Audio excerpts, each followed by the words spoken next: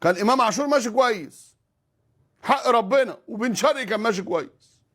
اعلنت عن التعاقد مع زيزو بمليون و600 الف يورو لناديه، وهو مليون و200 الف دولار. كابتن ابو المعاطي زكي، كمل يا فندم واتكلم، يلا بينا. كان امام عاشور ماشي كويس حق ربنا، وبن شرقي كان ماشي كويس. اعلنت عن التعاقد مع زيزو بمليون و600 الف يورو لناديه، وهو مليون و200 الف دولار ياخدهم بالمصري.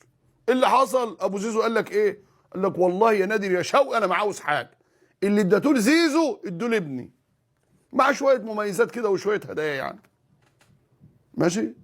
فخد المليون و600 الف يورو ماشي كاش، اللي هم ال 80 مليون جنيه اللي دفعهم احد رجال الاعمال، اللي هو 20 في كل سنه. ماشي. والباقي بقى في شيء من النادي، شيء من شركه الكوره، شيء من رجال اعمال، عربيات، فيلا، بتاع مش عارف ايه. المهم خدوا قفل ال 400 مليون جنيه في الاربع سنين. طب الكلام ده بيبقى سر احنا بنعرفه، ما بالك باللاعب. طب اللاعب اسهل انه يعرفه ليه؟ لان وكلاء اللاعبين كلها اوضه وصاله. ما هو نادر شوقي اللي بيتفاخر بانه جاب زيزو وانه نفذ صفقه زيزو، ما كملش مع زيزو عشان ابو زيزو هو وكيل زيزو، فاصبح زيزو موجود شبح في الاهلي لا يؤدي شيء. امبارح في كوره كده في وسط الملعب بيعمل كده، بيظبط شعره.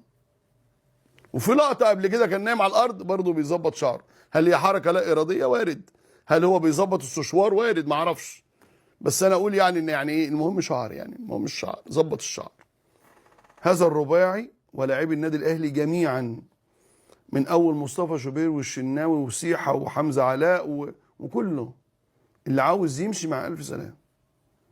وفي ناس هيتقال لها يعني لو عندك اي عرض هاته.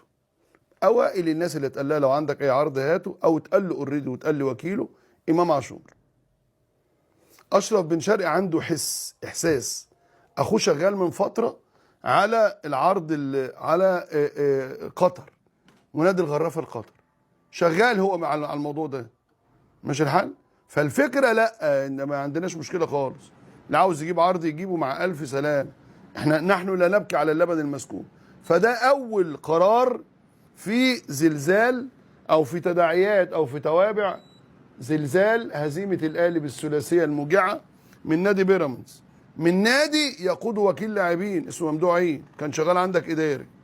فانت بتاريخك العظيم وبكوادرك الفنيه اللي موجوده ما انتش عارف تدير النادي.